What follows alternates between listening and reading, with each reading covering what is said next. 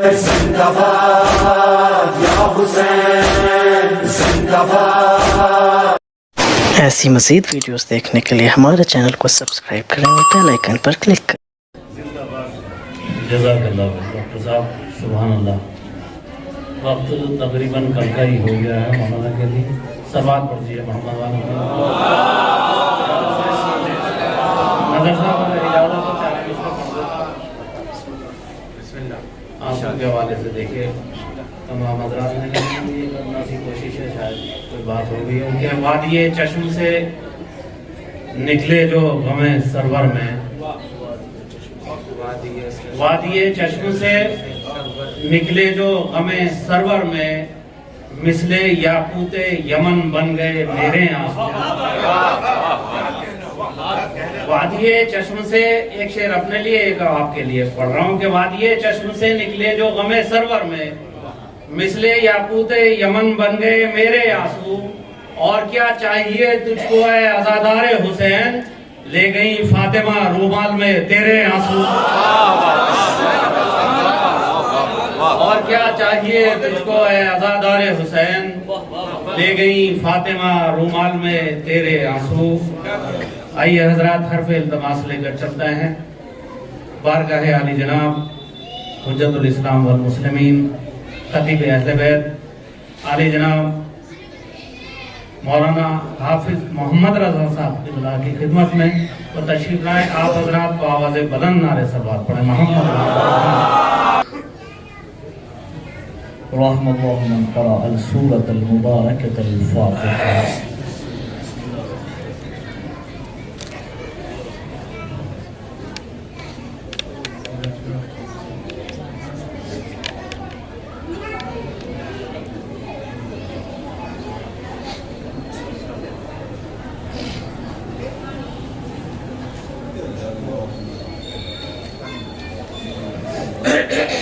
لا حول ولا قوة إلا بالله العلي العظيم۔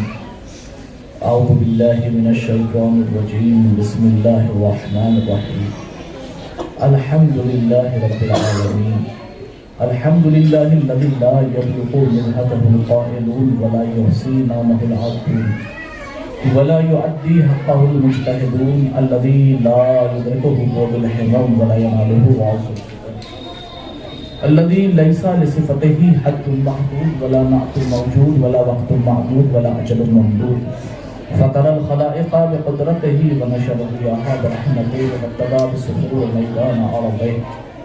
اللهم صل وسلم وزد وبارك على صاحب الدعوة النبوية والصولة الحيدرية والعصمة الفاطمية والحلم الحسنية والشجاعة الحسينية والعبادة السجادية والمعصر الباقرية والعقار الجعفرية والعيوب الكاظمية والهدج الرضوية والجود التقوية والنقابة النقوية والحيبة العسكرية وغيبة الإلهية القائم۔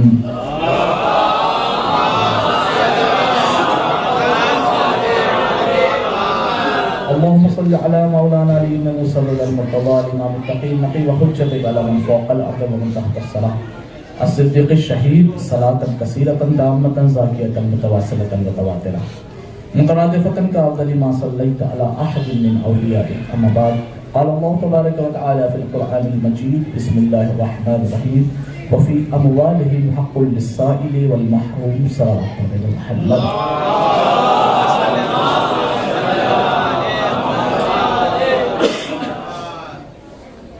عزیزان محترم و معزز سامعین کرام، حاضرین مجلس و عزاداران سید الشہداء و وطنداران مظلوم کربلا، گزشتہ مجلس تھوڑی تاخیر سے ہو گئی تھی کہ اس لیے کہ پہلی مجلس تھی، لیکن دوسری مجلس بھی نہ جانے کس وجہ سے تھوڑی تاخیر پذیر ہو چکی ہے، لیکن انشاءاللہ آپ نے دیکھا میں نے خطبہ کتنی جلدی پڑھا صرف اس وجہ سے کہ وقت کا خیال بھی رہے اور جو اہم معروضات ہیں وہ آپ کی بارگاہ میں پیش کر سکوں، چونکہ پھر اس کے بعد ہمیں شاید اس خمسے میں موقع نہ ملے، چونکہ کل سے انشاءاللہ مولانا نجف اشرف سے تشریف لا رہے ہیں، مولانا حسن عباس صاحب بہترین خطیب ہیں، انشاءاللہ آپ حضرات ان کے خطبات اور ان کے بیانات سے مستفیض ہوں گے، لہذا بغیر کسی تمہید کے میں گفتگو کا آغاز کر رہا ہوں۔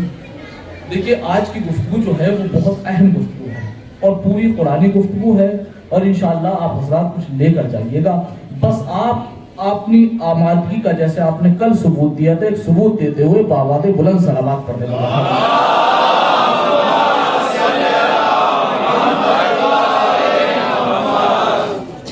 محترم پروردگار عالم علیہ السلام قرآن مجید سورہ مبارک زاریات آیت نمبر 19 پارہ نمبر 26 ارشاد فرما رہا ہے وَفِي أَمْوَالِهِمْ حَقٌّ لِلسَّائِلِ وَالْمَحْرُومِ۔ دیکھیے کلام خدا ہے، پہلے کلام خدا کے بارے میں سن لیجئے، چونکہ میں اپنے مومنین کے لیے نہیں کہہ رہا، الحمدللہ ہمارے مومنین عقیدے میں بہت آگے ہیں، ان کے لیے عرض کر رہا ہوں کہ جن کو شک رہا، میں اس کتاب سے عرض کر رہا ہوں کہ جس کتاب میں آتے ہی سب سے پہلے کھولتے ہی ذالک الکتاب لا ریب فیہ کہ اس کتاب میں شک کی گنجائش نہیں، اور اگر اب بھی شک کیا وَمَن لَّمْ يَحْكُم بِمَا أَنزَلَ اللَّهُ فَأُولَٰئِكَ هُمُ الْكَافِرُونَ، جس نے اس میں شک کیا وہ کافر ہو جائے گا، وَمَن لَّمْ يَحْكُم بِمَا أَنزَلَ اللَّهُ فَأُولَٰئِكَ هُمُ الظَّالِمُونَ، جس نے اس میں شک کیا وہ ظالم ہو جائے گا، وَمَن لَّمْ يَحْكُم بِمَا أَنزَلَ اللَّهُ فَأُولَٰئِكَ هُمُ الْفَاسِقُونَ، جس نے قرآن میں شک کیا، جس نے قرآن کا حکم نہیں مانا، فیصلہ نہیں مانا، وہ فاسق ہو جائے گا۔ یہ تمام آیتیں میں اس لیے کوٹ کر رہا ہوں کہ جو میں نتیجہ دینے جا رہا ہوں وہ بہت بڑا اور بہت ہی سخت نتیجہ ہے جو ہمارے شیعان حیدر کرار مانتے ہیں، قرآن کا ریفرنس ہے۔ سنیے عزیزان گرامی، گفتگو میں نے شروع کر دی پروردگار عالم سورہ مبارک زاریات آیت نمبر 19 پارہ نمبر 26 میں ارشاد فرما رہا ہے وَفِي أَمْوَالِهِمْ حَقٌّ لِلسَّائِلِ وَالْمَحْرُومِ، مومنین کی جیب میں جو مال ہے، مومنین کے پاس جو بھی ذخیرہ ہے، اس میں حق ہے کس کا؟ للسائل والمحروم، ایک تو مانگنے والے کا اور ایک نہ مانگنے والے ضرورت مند کا۔ بھائی قرآن کی آیت کا انکار نہیں ہو سکتا۔ کمایا ہوا آپ کا ہے، کمایا ہوا میرا ہے، اگر میری جیب میں 10 روپے ہیں اور میں یہ 10 روپے لے کر نکلا، کسی نے آ کے کہہ دیا مولانا میں ضرورت مند ہوں مجھے دے دیجیے، کمایا ہوا میرا ہے لیکن حق اس کا بھی ہے۔ دیکھیں بہت تمیزی گفتگو کر رہا ہوں اس لیے کہ بچہ بھی سمجھ جائے، پہلی چیز۔ دوسری چیز میں نے دیکھا کہ کسی نے مجھ سے سوال نہیں کیا، سائل نہیں تھا، لیکن ضرورت مند تھا، اب بھی جیب میں میرے ہے، کمایا ہوا میرا ہے لیکن حق اس کا ہے۔ شریعت کہہ لیے، میں شریعت کی باریکی آپ کو بتا رہا ہوں، اس اللہ کی عدالت بتا رہا ہوں کہ وہ اللہ اتنا بڑا عادل ہے کہ ہمارے مال میں غریبوں کا بھی حق رکھا، مسکینوں کا بھی حق رکھا، یتیموں کا بھی حق رکھا، بیواؤں کا بھی حق رکھا، ضرورت مند کا بھی، سب کا اللہ نے حق رکھا۔ حتیٰ کہ جو آپ کی مسجد میں مؤذن اذان دیتے ہیں اللہ نے ان کا بھی حق رکھا، اس لیے کہ وہ آپ کو خوابوں کی وادیوں سے لے کر جنت میں لے جاتے ہیں۔ مؤذن کو چھوڑ دیجئے، اللہ نے امام جماعت کا بھی حق رکھا، جو آپ کی بستی میں امام جماعت ہے اس کا حق یہ ہے کہ آپ اس سے آگے کھڑے نہیں ہو سکتے نماز میں۔ آگے کھڑا ہونا تو بہت دور کی بات ہے، چاہے کتنا پیسے والا بن جائے، اگر چاہے کہ برابر میں کھڑا ہو کر نماز پڑھ لے نہیں پڑھ سکتے، حق نہیں ہے۔ یعنی امام جماعت کا اللہ نے حق رکھا۔ توجہ رکھیے گا، ایک نتیجہ آپ کی بارگاہ میں لے کے جاؤں گا، صرف تمیزی گفتگو کر رہا ہوں میں۔ یعنی اللہ نے سب کے حق رکھے، حتیٰ کہ ایک چھوٹی سی مسجد میں نماز پڑھانے والا مولوی کا اللہ نے امام جماعت کا حق رکھا۔ جب وہ اللہ اتنی چھوٹی سی مسجد، اتنی چھوٹے سے امام کا حق رکھ سکتا ہے تو پھر اس کائنات کے امام کا حق نہیں ہوگا؟ ہوگا یا نہیں ہوگا؟ اب آئیے گفتگو شروع ہو چکی ہے، بسم اللہ۔ کیا کہا کہ اللہ نے سب کا حق رکھا، امام جماعت کا بھی حق، مؤذن کا بھی حق، فقراء کا حق، بیواؤں کا حق، مسکینوں کا حق، والدین کے حقوق، تمام پڑوسیوں کے جتنے بھی ہیں اللہ نے سب کے حقوق بیان کر دیے۔ کہ اگر بیان نہ کرتا تو لوگ اللہ کی عدالت پہ شک کریں گے یا نہیں کہ اسلام کیسا؟ دیکھیے اگر آپ کسی مذہب پہ رہتے ہیں تو آپ اگر کسی دوسرے مذہب میں جانا چاہیں گے اس کے بارے میں پڑھیں گے، اگر اس میں انصاف نہیں تو آئیں گے کیسے؟ سنیے گا، توجہ رکھیے گا، بہت اہم نتیجہ۔ یعنی اسلام میں ایکوالٹی ہونی ضروری ہے، اسلام میں سب کے حقوق دینا ضروری ہے۔ اللہ نے کہا میں نے سب کے حق رکھے، میں نے سب کے حق رکھے، میں نے سب کے حق رکھے۔ جب اللہ نے امام جماعت کا بھی حق رکھا، مؤذن کا بھی حق رکھا، فقیر کا بھی، میں کہوں گا میرے اللہ میں اس فقیر کو دوں کیوں؟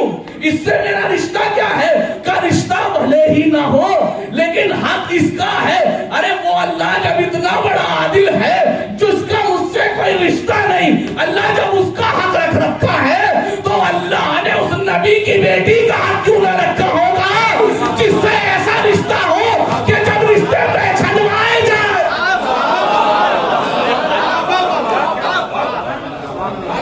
بھائی موضوع سمجھ گئے آپ حضرات؟ حق زہرا صدق سمجھ گئے؟ اب سوال یہ ہوتا ہے کہ حق رکھا یا نہیں رکھا؟ مسلمانوں کے 72 فرقوں نے کہہ دیا کہ کوئی حق نہیں تھا. ایک فرقہ آیا جس نے کہا حق زہرا تھا. توجہ رکھیے گا, سب نے کہہ دیا کوئی حق نہیں تھا. لا نورث ولا نورث, نبی کوئی بھی میراث نہیں چھوڑتا. پوری گفتگو کروں گا صرف قرآنی گفتگو. کیا کہا؟ لا نورث ولا نورث, نبی کوئی بھی میراث نہیں چھوڑتا. کیا کہا کہ نبی کی بیٹی کا کوئی حق نہیں تھا, لیکن شہزادی چل کر دربار میں گئی, اور دربار میں جانے کے بعد سید عالمیان نے اس شہزادی نے اپنا حق مانگا. تو اس کا مطلب یہ ہے کہ شہزادی دربار میں اپنے آپ کو آواری ثابت کرنے نہیں بلکہ خدا کو عادل ثابت کرنے گئی تھی. تھوڑا سا بیدار ہو جائیے خدا کے واسطے. یعنی شہزادی اگر دربار میں نہ جاتی تو لوگ یہ کہہ دیتے کہ وہ اس اسلام کو کیوں اپنائے جس میں نبی کی بیٹی کا حق نہیں, جس میں نبی کی بیٹی کا حق نہیں, جس میں نبی کی بیٹی کا حق نہیں, ہم اسے کیوں مانے. لیکن جب شہزادی دربار میں گئی تو شہزادی نے دعویٰ کیا, کیا کہا کہ میرا حق ہے مجھے دے دو. اب آئیے ایک سوال کرتا ہوں پورے مسلمانوں سے. پہلا سوال دیکھیں گا, اس موضوع پہ گھبرانے کی ضرورت نہیں ہے. اگر آپ کے پاس دلیلیں ہیں, قرآن اور احادیث موجود ہے, تو خدا کے واسطے کسی سے ڈریے گا نہیں. اگر آپ کے پاس قرآن اور احادیث موجود ہے, چونکہ جو قرآن اور احادیث کے خلاف ہیں, جب وہ اتنا بولتے ہیں تو جس کے پاس قرآن اور احادیث ہو اسے بولنے کا حق نہیں ہے. سنیے عزیزان گرامی, کیا کہا؟ بس تمام مسلمانوں کو جمع کیجئے, ایک سوال کیجئے کہ بی بی نے دعویٰ کیا تھا یا نہیں کیا تھا. ابھی میں کوئی دلیل کی بات نہیں کرتا, دلیل تھی یا نہیں تھی وہ بھی بات کروں گا, لیکن پہلے ایک سوال, بی بی نے دعویٰ کیا تھا یا نہیں کیا؟ تو سب کیا کہیں گے؟ میاں کتابوں کے انبار لگ جائیں گے, خدا کی قسم. لائبریری میں ہر کتاب میں آپ کو نظر آ جائے گا کہ شہزادی اپنا حق مانگنے دربار میں گئی. کوئی ایسا مذہب اور ایسا فرقہ ابھی تک پیدا ہی نہیں ہوا کہ جس نے یہ لکھا ہو کہ شہزادی نہیں گئی تھی. سب نے ایک زبان ہو کر کہا بی بی اپنا حق مانگنے گئی تھی, اور شہزادی نے دعویٰ کیا تھا. کیا کیا تھا؟ شہزادی نے دعویٰ کیا تھا. آئیے میں آپ کو ایک جگہ لے کے چلتا ہوں. آپ کا سب کا سنا سنایا واقعہ پڑھوں گا نہیں. مدینے میں جس وقت شب عید تھی اور عید آنے والی تھی, تو حسنین کریمین نے آ کے کہا کہ اماں لباس چاہیے. بی بی نے کیا کہا؟ کل تمہارے کپڑے درزی لے کر آئے گا. اسے کیا کہتے ہیں؟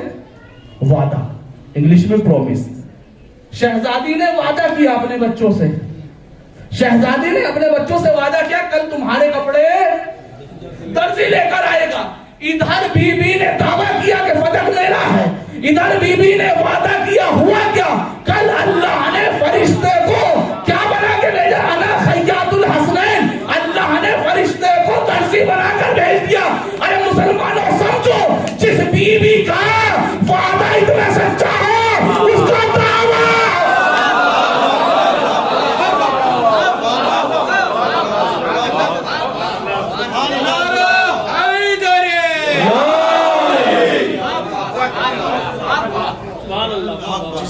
کا وعدہ اتنا سچا ہو, اس کا دعویٰ کتنا سچا ہوگا خدا کی قسم سوچ نہیں سکتے. چونکہ وہ صدیقہ ہے, کہا میاں دلیل نہیں تھی, دعویٰ تھا دلیل نہیں تھی. آج میں اپنا عقیدے کا اعلان کر رہا ہوں کہ معصوم کے دعوے کے لیے دلیل کی ضرورت ہی نہیں ہوتی. دلی والوں ایسے سنو گے, معصوم کے دعوے کے لیے دلیل کی ضرورت ہی نہیں ہوتی. اپنے پاس سے نہیں, قرآنی عقیدہ اٹھائیے سورہ مبارک مریم آیت نمبر 26 28 پارہ نمبر 16. بسم اللہ الرحمن الرحیم. یا اخت ہارون ما کان ابوک امرأ سوء وما كانت امک بغیہ فاشارت الیہ قالوا کیف نکلم من کان فی المہد صبیا قال انی عبد اللہ آتانی الکتاب وجعلنی نبیا. پروردگار جناب مریم کا واقعہ بیان کر رہا ہے. کیا کہہ رہا ہے پروردگار؟ کہ جس وقت جناب مریم کے اوپر الزام لگایا گیا اور کہا کہ جناب مریم نے ماذ اللہ ثم ماذ اللہ ثم ماذ اللہ گناہ کیا ہے, جیسے ہی کہا گناہ کیا ہے, تو جناب مریم کے اوپر کیا کہا؟ یا اخت ہارون، اے ہارون کی بہن، ما کان ابوکم امرأ سوء. دیکھیں قرآن پڑھ رہا ہوں، کسی کتاب کی روایت نہیں ہے. ما کان ابوکم امرأ سوء، نہ تو تمہارے بابا ایسے تھے، وما کانت امک بغیہ، نہ تمہاری ماں ایسی تھی، تم نے ایسا گناہ کیا کیسے؟ جناب مریم بولنا چاہتی تھی، جناب مریم بولنا چاہتی تھی. جبریل آ گئے، اس کو دی مریم، اے مریم تم خاموش رہنا. اب دیکھیں جملہ آپ کی سماعتوں کے نظر کو، خدا کی قسم جس کی تاریخ پہ جتنی نظر ہوگی اتنی زور سماعت کے ساتھ وہ بیداری کا ثبوت دے گا. توجہ رکھیے گا. یا مریم، اس کو دی یا مریم، اے مریم تم خاموش رہو. یہ پورے کے پورے کافر ہے، گستاخ مریم ہے. جناب مریم کی شان پر گستاخی کر رہے ہیں. مریم چاہ رہی ہے کہ جواب دے. کہ اس کو دی یا مریم تم مریم کلام نہ کرنا. عزیزان گرامی مریم نے کلام نہیں کیا، یعنی مزاج خداوند پتہ چل گیا، مشیت کا مزاج پتہ چل گیا. پروردگار نہیں چاہتا کہ کوئی معصومہ کسی گستاخ کا جواب دے. اب وہ کلام کا جواب ہو یا سلام کا جواب،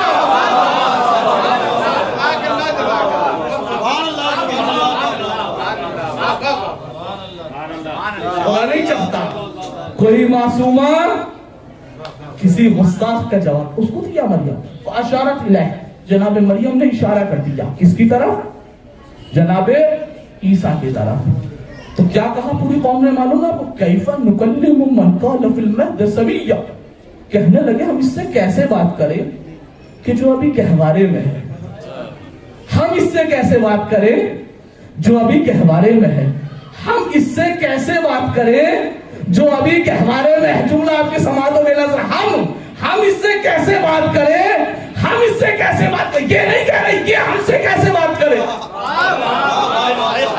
ہم اس سے کیسے بات کریں جو ابھی گہوارے میں ہے. میں کہوں گا اے کافروں، مریم کے توڑ کے کافروں، تم بھی یہی غلطی کر رہے ہو کہ تم اسے بچہ سمجھ رہے ہو. یہی غلطی تمہاری آنے والی نسلوں میں ابو جہل بھی کرے گا.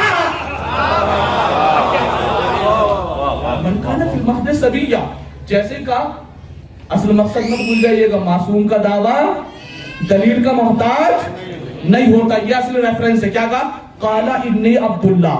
جناب مریم کے جیسے اشارہ کیا اور انہوں نے کہا ہم کیسے گفتگو کریں، تو جناب عیسیٰ بولے. عیسیٰ بولے کیا بولے؟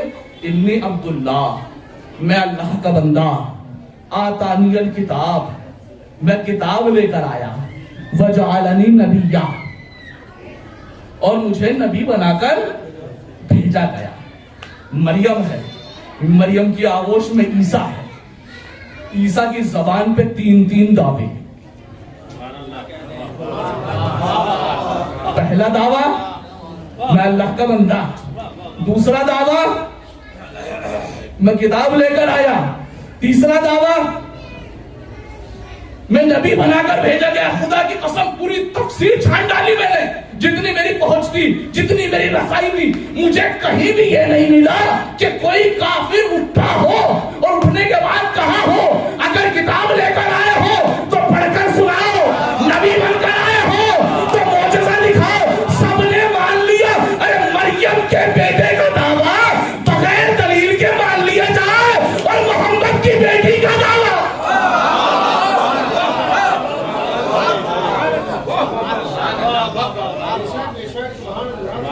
دیکھیے گا میں آپ کو آج چیز سمجھانے کے لیے آیا ہوں. معروضات کی جو آپ کی بارگاہ میں عرض کر رہا ہوں، چاہے بھلے ہی آپ کسی بھی فکر سے سنیں لیکن سمجھیے، کوشش کیجئے. کیا کہا کہ مریم کے بیٹے کا دعویٰ بغیر دلیل کے مان لیا جائے، اور شہزادیہ عالمیان رسول کی بیٹی کا دعویٰ کا دلیل نہیں تھی. کیا کہا مریم کے بیٹے نے؟ انی عبداللہ آتانی الکتاب، میں کتاب لے کر آیا. جناب عیسیٰ کتاب لے کر آئے تھے. کسی تفسیر میں آپ کو نہیں ملے گا کہ عیسیٰ ہو اور عیسیٰ کے ہاتھ میں کتاب ہو. جو بچہ ابھی گہوارے میں ہے اس کے ہاتھ میں کتاب ہوگی. 30 سال بعد انجیل نازل ہوئی ہے. کتنے سال بعد؟ 30 سال بعد انجیل نازل ہوئی ہے. لیکن ابھی تک انجیل کا نام نہیں ہے. لیکن کہہ رہے ہیں میں کتاب لے کر آیا. کسی کافر نے نہیں کہا لائے ہو تو پڑھ کے سنا. سب خاموش ہو گئے. عیسیٰ ہے اور دعویٰ کر رہے ہیں کہ میں کتاب لے کر آیا، لیکن اصل میں کتاب تھی نہیں، کتاب آئی 30 سال بعد۔ لیکن تمام مفسرین قرآن نے لکھا کہ بات تھی سچی، عیسیٰ کتاب لے کر آئے تھے۔ میں نے کہا یہ کیسے ہو سکتا ہے، عیسیٰ ہے لیکن کتاب نہیں ہے، اور کہہ رہے ہیں میں کتاب لے کر آیا۔ کہا اصل میں یہاں پہ اور آگے کتاب مراد نہیں تھا، پیج آف کتاب مراد نہیں تھے، بلکہ علم کتاب مراد تھا۔ یعنی معصوم جب آتا ہے، معصوم جب آتا ہے تو علم کتاب لے کے آتا ہے۔ اب ہم سے نہ پوچھو علی نے 3 دن میں قرآن کیسے،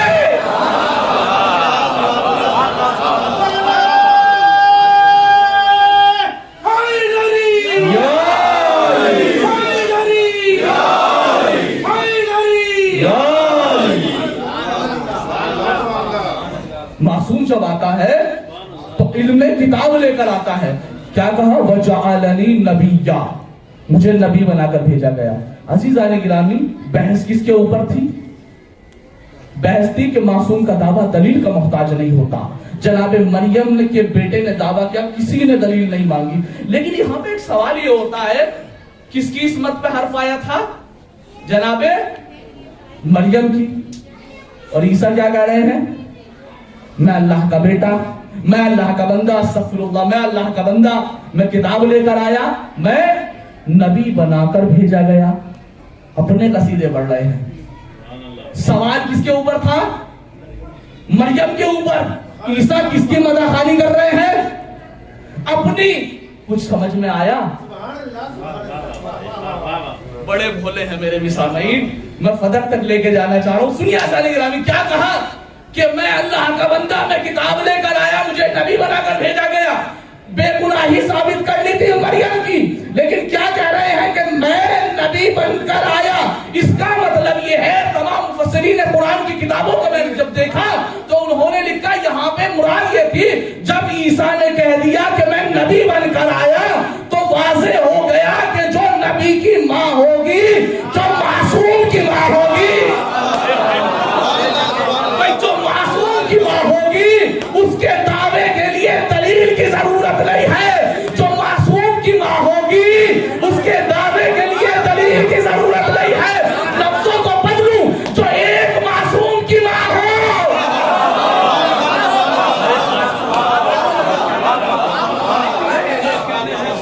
ارے جب جو ایک معصوم کی ماں ہو اس کا دعویٰ بغیر دلیل کے مانا جاتا ہے، تو جو 11 معصوموں کی ماں ہو دعوے کے لیے کہہ رہا تھا کم وقت دلیل لے کر آؤ۔ سنیے کیا کہا؟ نہیں میاں، ابھی بھی آپ نے بات کو کچا کر دیا۔ کیا کچا کر دیا؟ کہا اصل میں آپ نے دیکھا نہیں، وَجَعَلَنِي نَبِيًّا، مجھے نبی بنا کر بھیجا گیا۔ کیا مطلب؟ کا مطلب یہ ہے کہ جو نبی کی ماں ہو، معصوم کی نہیں کہا، کہ جو نبی کی ماں ہو اس کا دعویٰ بغیر دلیل کے مانا جاتا ہے۔ دیکھیں خدا کی قسم، جتنی آپ کی تعریف پہ نظر ہوگی اتنا زیادہ محسوس ہوں گے۔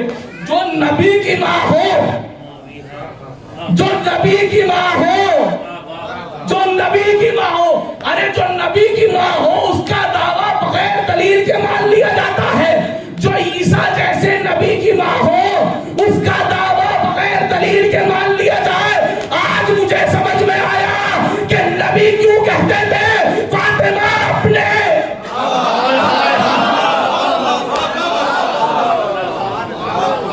فاطمہ اپنے باپ کی ماں ہے۔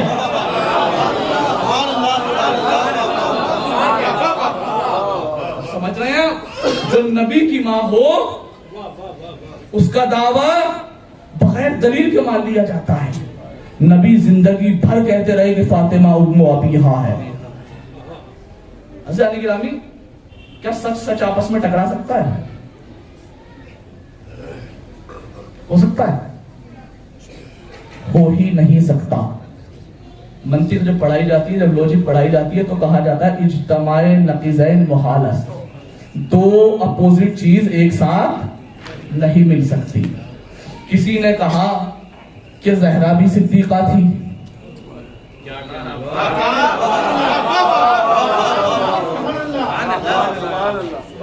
قرآن سنتے رہیے.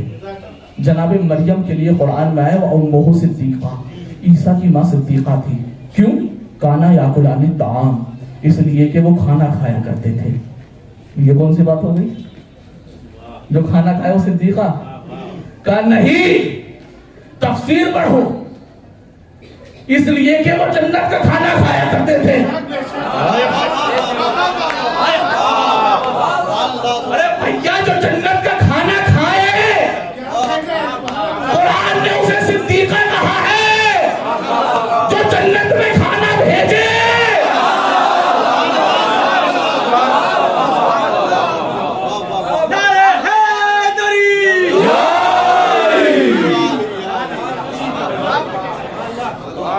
اس کا مطلب جناب زہرا تو تھی صدیقہ. اب جو صدیقہ کے مقابل پہ آئے گا, ایک نظر آپ کو اور لے کے چلتا ہوں. جناب جس وقت رسول کریم پر یہ آیت نازل ہوئی, پورا منظر کشی آپ کو میرے منہ سے جو نکلا جلدی میں کہ جناب عیسیٰ کے لیے خدا کا بیٹا, وہ جناب عیسائیوں کا مدعا ہے. عیسائیت کیا کہتے ہیں عیسائی؟ کہ جناب عیسیٰ خدا کے بیٹے ہیں. ادھر نبی کریم کیا کہہ رہے تھے؟ جناب عیسیٰ خدا کے نبی تھے اور بندے تھے. مباہلہ ہوا, مباہلے میں نہیں جانا, نہ مجھے موضوع سے ہٹنا ہے, لیکن میں اتنا بتانا چاہ رہا ہوں کہ سچا کہتے کس ہے, توجہ رکھیے گا. کہا کون سچا ہے؟ کہا پتہ نہیں کون سچا ہے. کہا ٹھیک ہے مباہلہ کر لیتے ہیں. مباہلے میں اگر نبی اکیلے چلے جاتے, بھائی سمجھنے کی کوشش کریں, اگر نبی اکیلے چلے جاتے تو کیا عیسائیوں پہ عذاب نہیں آتا؟ بھائی نبی کی زبان سچی ہے یا نہیں؟ سب کہیں گے سچی ہے. تو اگر نبی اکیلے بددعا کرنے چلے جاتے, بھائی معاملہ یہ تھا کہ جو بھی بددعا کرے گا جس پر عذاب نازل ہو جائے گا وہ کاذب, جو بددعا کرے گا وہ صادق. صادق یعنی سچا, کاذب یعنی جھوٹا. تو سچے اور جھوٹوں کے درمیان مقابلہ تھا, سچے اور جھوٹوں کے درمیان مباہلہ تھا. نبی اکیلے بھی جا سکتے تھے, نبی اکیلے بددعا کرتے تھے, تمام جھوٹوں پر عذاب آ جاتا, لیکن اللہ کے نبی کو یہ بتانا تھا کہ اکیلا میں سچا نہیں ہوں, میری بیٹی یعنی جو میرے مقابلے پہ آئے وہ بھی جھوٹا, جو علی کے مقابلے میں آئے وہ بھی جھوٹا, جو زہرا کے مقابلے میں آئے وہ بھی جھوٹا. میرے مقابلے پہ عیسائی آئے, پتہ چل گیا. علی کے مقابلے پہ اونٹنی پہ آئے,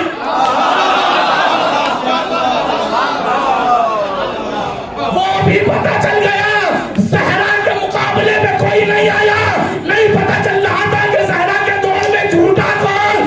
شہزادی نے کہا میں خود مقابلے. میں خود جھوٹے کو بتانے جاؤں گی کہ جھوٹا ہے کون, چونکہ جب تک سچے کے مقابل میں کوئی آئے گا نہیں, پتہ نہیں چلے گا کون جھوٹا ہے. اب ایک سوال لوگ ہم سے کرتے ہیں کہ آپ کہتے ہو کہ شہزادی جو تھی آپ کی عالمۃ الغیر المعلمہ تھی, یہ جو بی بی ہے ان کا علم ایسا ہے کہ ان کو کسی نے پڑھایا نہیں. یہ بی بی جو ہے آپ کہتے ہیں کہ سب پتہ تھا. اگر آپ یہ توجہ رکھیے گا, ایک سوال کیا جاتا ہے دوسروں کی طرف سے. سوال یہ ہوتا ہے, چونکہ ازانی گرامی اگر ایام فاطمیہ میں یہ چیزیں بیان نہیں ہوں گی تو کب ہوں گی.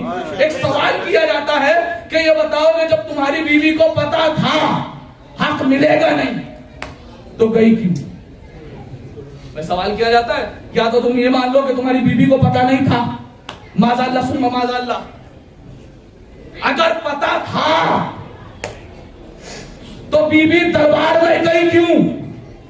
پھر سوال, اگر شہزادی عالم یان کو, اگر صدیقۃ الکبریٰ کو پتا تھا کہ میرا حق مجھے لوٹایا نہیں جائے گا تو بی بی دربار کے اندر گئی کیوں؟ کہ یہ سوال ہم سے نہ پوچھو, توجہ جواب رکھیے گا, کیونکہ سوال کے اوپر سوال کرنے سے جواب نکلتا ہے. کیا اگر بی بی کو پتا تھا کہ حق نہیں ملے گا تو بی بی دربار میں گئی کیوں؟ کہ ہم سے نہ پوچھو, یہ سوال خود رسول سے پوچھو. پتا تھا قلم ملے گا نہیں, مانگا کیوں؟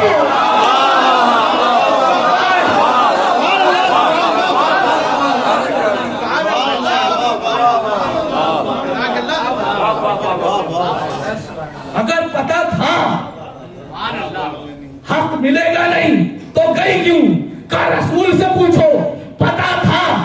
قلم ملے گا نہیں، مانگا کیا جواب دو گے؟ کہ رسول کو پتا تھا قلم ملے گا نہیں، مانگا کیوں؟ پتا تھا قلم ملے گا نہیں، مانگا کیوں؟ پتا تھا قلم ملے گا نہیں، مانگا کیوں؟ کہ اس لیے کہ نبی بتانا چاہ رہے تھے کہ جھوٹا کون ہے، نبی دوسرے کے چہرے سے نقاب کھینچ رہے تھے، تو میں کہوں گا جس طریقے سے نبی نے قلم مانگ کر دوسرے کے چہرے سے نقاب کھینچی، اسی طریقے سے بی بی نے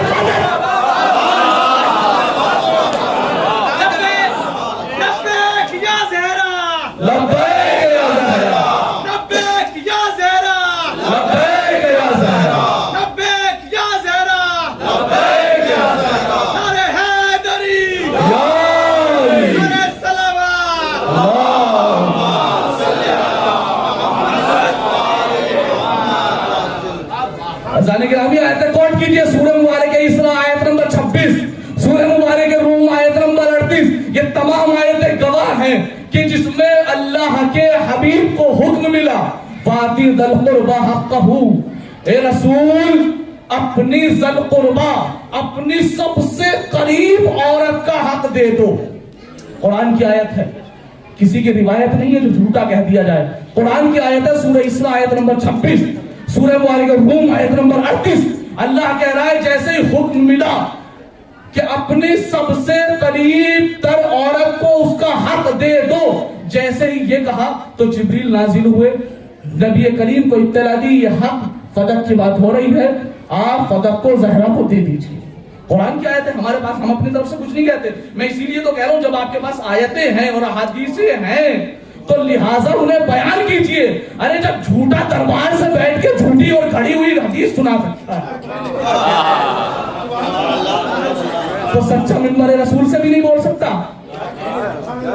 کیا کہا کہ ان کا حق ان کو دے دیجئے، معصومہ کا حق معصومہ کو دے دیجئے۔ راوی اور ریفرنس بھی دے رہا ہوں اپنے برادران کی کتاب تفسیر در منصور، تفسیر در منصور، یہ تفسیر برادران کے اہل سنت کی مشہور تفسیر، اس میں جا کے دیکھیے گا ان آیتوں کے ذیل میں وہ کہتے ہیں کہ جیسے یہ آیت نازل ہوئی، اس آیت کے بعد شہزادی کا حق فدق کو رسول نے شہزادی کو ہبہ کر دیا۔ بغیر ریفرنس کے نہیں بول رہا ہوں، آیت بھی موجود ہے، لکھنے والے بھی موجود ہیں، آیت بھی موجود ہے، لکھنے والے بھی موجود ہیں۔ کیا کہا کہ جیسے ہی آیت نازل ہوئی کہا کہ شہزادی کا حق دے دو، اور نبی کریم کے جیسی آیت ملی اور شہزادی کو حق دے دیا گیا۔ عزیزان گرامی یہاں پہ آپ کو روک کے اس آیت میں ایک جملہ ملتا ہے، کیا؟ آتی ذل قربا، ذل قربا، ان کا حق انہیں دے دو۔ تو کیا کہا؟ جبریل کہہ کے گئے ہیں، تفسیر میں لکھا ہے کہ اس سے مراد فاطمہ ہے، کہہ کے گئے ہیں، جبریل کہہ کے گئے ہیں کہ اس سے مراد شہزادی عالمیان ہے۔ جب جبریل کہہ کے گئے ہیں کہ اس سے مراد شہزادی عالمیان ہے، اب اس قربہ سے ملتی ہوئی آیت جو ہمارے بچوں کو بھی یاد ہوتی ہے وہاں سے اس کو ملانا چاہتا ہوں میں۔ جس وقت لوگ آئے کہ ہم اجر رسالت آپ کو دینا چاہتے ہیں تو آیت کیا آئی؟ قل لا اسألکم علیہ اجرا الا المودۃ فی بھائی بڑے آرام سے میں نے آیت پڑھ دی، اگر یہی چلا کے پڑھتا شاید دار ملتی۔ کیا کہا کہ میں کچھ نہیں چاہتا، جتنے میں نے پتھر کھائے، جتنا میرے اوپر کوڑا ڈالا گیا، جتنا مجھے برا کہا گیا، سب کچھ ختم، اگر تم مجھے اجر رسالت دینا ہی چاہتے ہو تو جو بھی قربہ ہے اس سے مودت کر لو۔ یہ ترجمہ ہے نا۔ اور آئے فدق میں قربہ کون؟ جناب زہرا۔ اس کا مطلب یہ ہے کہ نبی کی 63 سالہ زندگی کی محنت جو ہے وہ کچھ بھی نہیں ہے مگر محبت فاطمہ، کچھ بھی نہیں، محبت فاطمہ۔ اگر نماز پڑھنا چاہتے ہو تو اس کی اجرت دینی پڑے گی، روزہ رکھنا چاہتے ہو اس کی اجرت۔ مثال دے دوں، ایک انسان بہترین آواز کا قاری ہو، بس آخری بات، ایک انسان بہترین آواز کا قاری ہو اور تمام صوت اللحن اور ترتیل سے آشنا ہو، لیکن وہ سعودی عرب جائے، بہترین چھپا ہوا قرآن لے کر آئے اور بہترین طریقے سے اسے پڑھنا جانتا ہو، لیکن بیچارہ غریب آتے وقت اس کی قیمت دینا بھول گیا، یا جان بوجھ کے اس نے اس کی قیمت نہیں دی. گھر لے آیا, پوری زندگی بہترین طریقے سے قرآن پڑھتا رہا. ایک مسلک کا فتویٰ لا دو کہ یہ قرآن پڑھنا جائز ہو, ایک مسلک کا. ارے جب چھوٹی سی کتاب کی تلاوت بغیر اجر دیے قابل قبول نہیں ہے تو اجر رسالت دیے بغیر تمہاری نمازیں.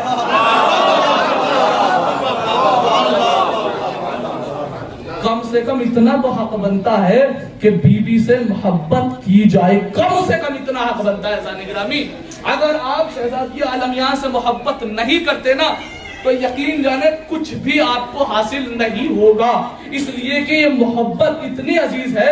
دیکھیے عزیزان گرامی, آپ کی بارگاہ میں عرض کروں, مولائے متقیان کی محبت بہت ضروری ہے, لیکن مولائے متقیان کی محبت کو پہچانوانے والی کا نام فاطمہ ہے. مولائے متقیان کی محبت اور ولایت کو پہچانوانے والی کا نام فاطمہ ہے. آپ کہیں گے یہ کیسے کہہ دیا زلارانی امام مظلوم کربلا؟ اس فضائلی پہلو کو میں مسائب سے ملانا چاہتا ہوں. شہزادی عالمیان نے پوری زندگی اپنے نفس کو مار کے رکھا علی کے لیے.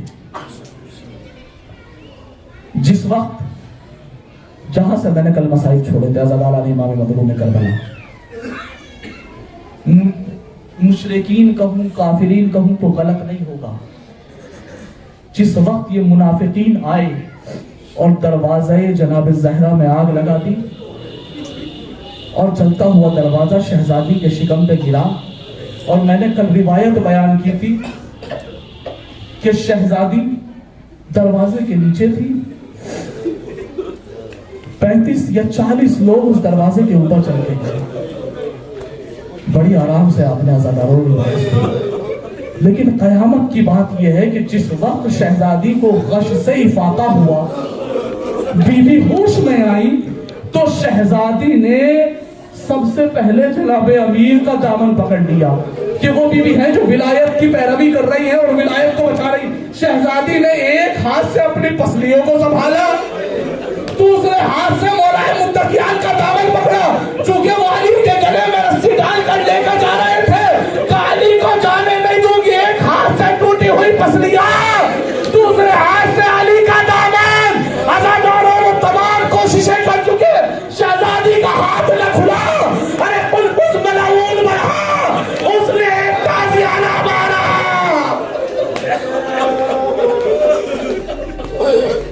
جیسے ہی تازیانہ لگا, شہزادی کو دوبارہ غشا گیا اور یہ جناب امیر کو لے کر چلے گئے.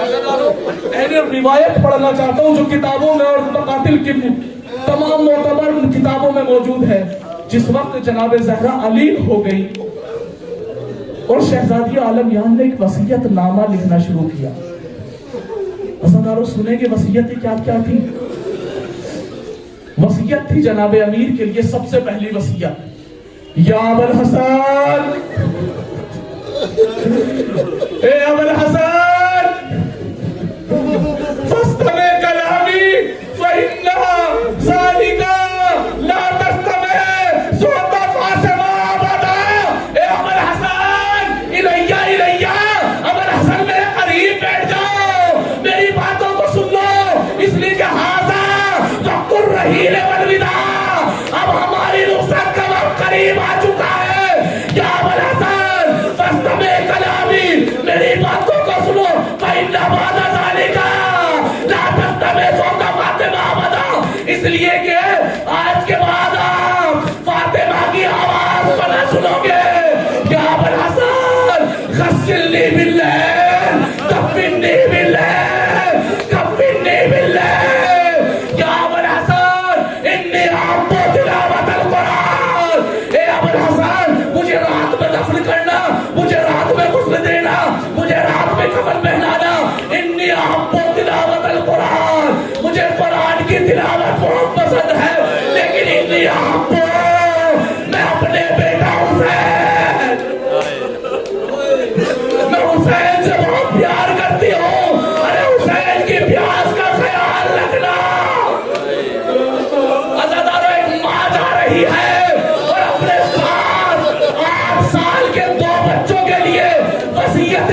گئی ہے.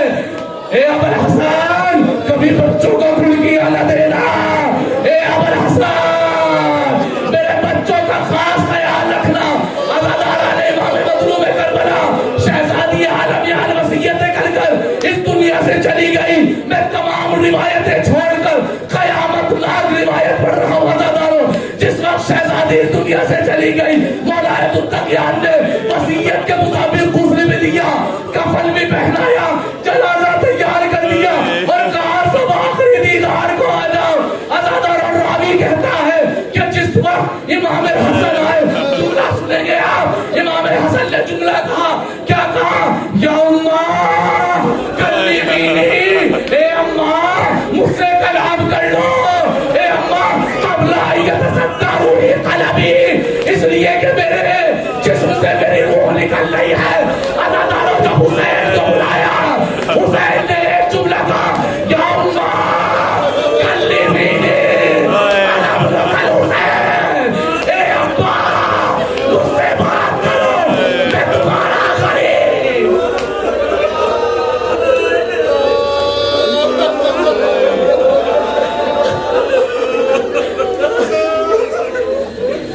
یا اماں کلمینی انا ابنک الغریب. اے اماں میں تمہارا غریب ہوں. اے اماں میرا جگر پھٹ رہا ہے. اے اماں مجھ سے بات کرو. عزاداروں بندے کفن ٹوٹ گئے, شہزادی کے دو ہاتھ برآمد ہوئے. حسین آ کر کہنے لگے, اماں آج تم نے بلایا.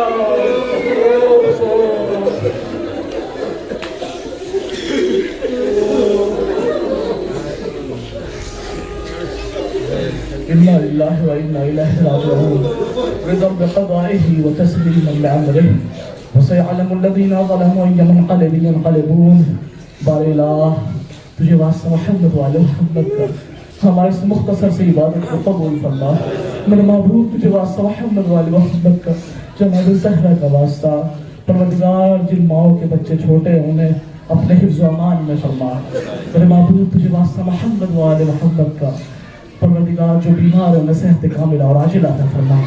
میرے معبود تجھے جناب صغرا کی بیماری کا واسطہ, امام سجاد کی بیماری کا واسطہ. ایک مومنہ منیر جہاں بہت زیادہ علیل ہے اور ایک مومن ولی ہے ضروف منا بہت زیادہ علیل ہے. میرے معبود تجھے اہل بیت اطہار کا واسطہ, جناب فاطمہ کے شکستہ پہلو کا واسطہ, ان کو صحت یابی و کامرانی عطا فرما. میرے معبود تجھے واسطہ محمد والے محمد کا شفاء کاملہ اور عاجلہ عطا فرما. پروردگار تجھے جناب مسلم کے قرض کا واسطہ, جو مقروض ہے ان کا قرض غیب سے ادا فرما. میرے معبود تجھے واسطہ محمد والے محمد کا جنت البقیع کی جلد جلد تعمیر فرما. میرے معبود تجھے واسطہ محمد والے محمد کا علماء حقہ کا سایہ ہمارے سروں پر محفوظ فرما. میرے معبود تجھے واسطہ محمد والے محمد کا علماء سوء اگر قابل ہدایت ہے تو ان کی ہدایت فرما, اور اگر قابل ہدایت نہیں ہے تو انہیں نیست و نابود فرما. میرے معبود تجھے واسطہ محمد والے محمد کا امام زمانے کے ظہور میں تعجیل فرما. ہمیں ان کے آوان انصار و ناصرین میں شمار فرما. ربنا تقبل منا انکا انت السمیع الدعاء. ماتم حسین.